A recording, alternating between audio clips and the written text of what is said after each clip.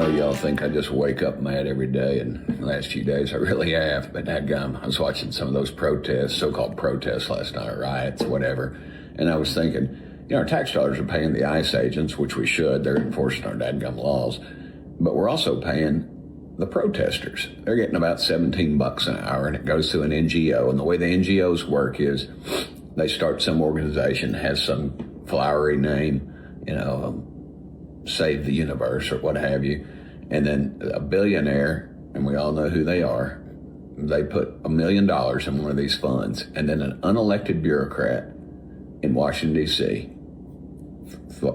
Starts throwing the money to them, and it's in the millions, if not probably over $1 trillion. Well, our next guest is tired of the United States funding NGOs who are paying these anti-ICE protesters who are creating dangerous situations for ICE agents, and those agents are just simply trying to get the dangerous, criminal, illegal aliens out of our country. Always happy to have the Congressman from Tennessee, Tim Burchett, with us. Congressman, so I guess the question is, you know, when Doge came along, Musk wiped out a lot of the NGOs. USAID was funding a lot of the NGOs. So where is the pool of money? You say billionaires, but here's my question: don't billionaires have a right to spend their money where they want to?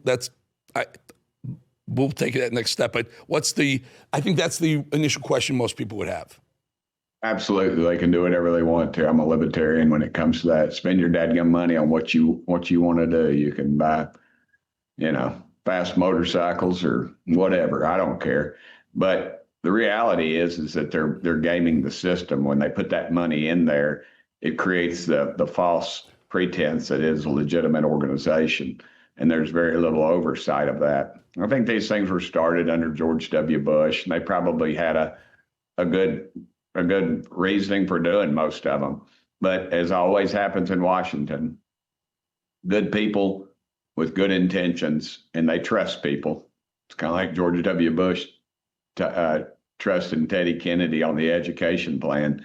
You know, ended up writing No Kid Left Behind, and it just became a nightmare for our teachers.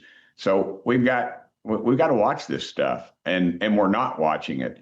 And they figured out a way around it. And in this last funding bill, if you can believe this, we put over $1 billion in organizations. I mean, this is just last week, brother. I didn't vote for it. Over $1 billion in a Republican-controlled Congress in a bunch of these worthless organizations. One of them we put over $300 million in, had took part in censoring President Trump. And so, you know, and I'm calling them out, and they always give me the same lame-ass explanation. Excuse my language, but it is lame-ass. They say, oh, well, we got to get it through the Senate if we don't. Well, they're not our overlord. Pass the dadgum bill, what America sent us down here to do, and send it over there and make them get some guts. That's the problem we got. And everybody just wants to play along to get along. And they'll say, oh, but Tim, you know, I got to vote this way so I can get in power and change it. And by the time they get in power, they've already sold their soul. I called our conference out for it this week. Nobody. It's amazing to me. What surprises me is when I get up and rail on them, I'll get 2 or 3 people that just surprises the heck out of me. One of them was actually in the leadership circle that sent me a text about thanking me for what I said. Others were like, I never saw that list. And that's part of the problem too. We make our people vulnerable that are just, you know, they're good folks. They can't read everything. They don't have a great staff like I do, maybe, that follows through with everything and looks up all this stuff and where this money's going. And these people voted for this thing because leadership told them it was a great idea. So let's do this. This is my biggest pet peeve about Mike Johnson, Speaker Johnson. You just said we passed something to give $1 billion to these NGOs. One of them was an anti-Trump NGO.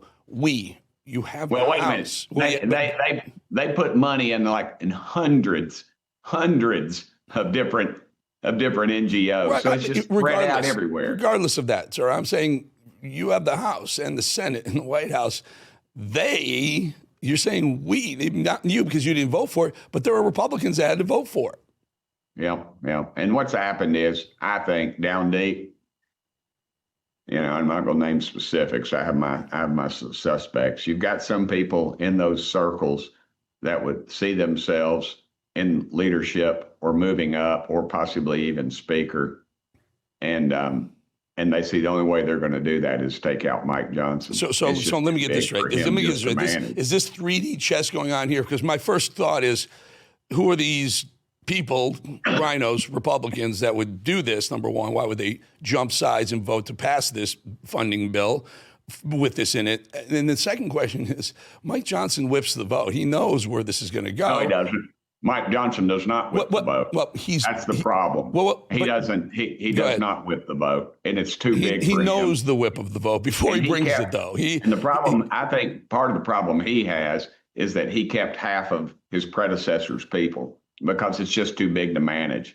And the one way we end that, single issue spending bills. Great. Make bills one paragraph long, like we do in Great. You don't have a lot of support in that, though. You don't have a lot of support. You don't have a lot of support because there's a lot of rhinos. I don't have any support for that because everybody wants to be on the gravy train. Yeah. Look, you trace these NGOs back far enough. Elon Musk told me, he said, look, there's family members getting rich off this, probably congressmen getting a pull off of some of this. You're going to find wives and or girlfriends that are employed by some of these groups, and it's in both parties, and we need to start investigating it. It's a simple list of who voted, and then you just take it one step further and find out who's benefiting from the money when it gets to these NGOs, who's involved in any of these. I mean, honestly, Congressman, I've been doing this a long time, and we have to. I'm a libertarian as well, and I hate seeing what goes on in D.C. It's a swamp. It's a swamp on both sides. It's not a swamp. It's not a swamp. It's a sewer. Yeah. God created a swamp. It's something pretty cool. But it's not a partisan sewer. It's not a partisan sewer. It's a bipartisan sewer. It's a problem. It's a uniparty sewer, and you and I are not invited. And we are not. We're outside looking in. You know what it feels like, sir? Correct me if I'm wrong. I just had an analogy with a friend over a cocktail 2 nights ago.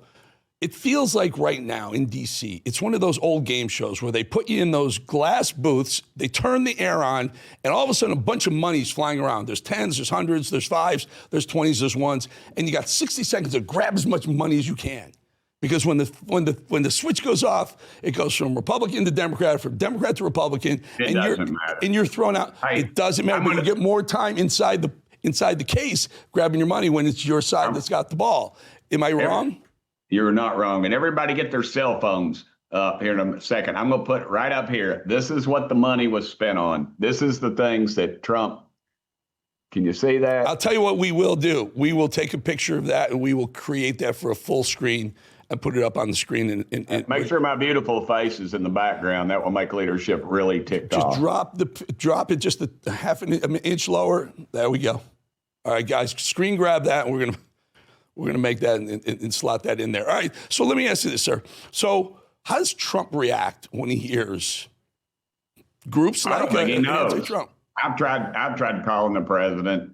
I told this guy today, I just want 5 minutes with the president. Look, we're going to lose this. If we lose this majority in the House, it's over. I mean, it'll be a solid impeachment, Marxist. I mean, freaking in the Senate, their Democrats have already said they're going to restore all the funding to all the NGOs. I mean, we will be broke. We will be broke. And America's sitting on their ass. Evangelical Christians, only about 40% of them will vote, and they'll be the ones complaining. And I am one.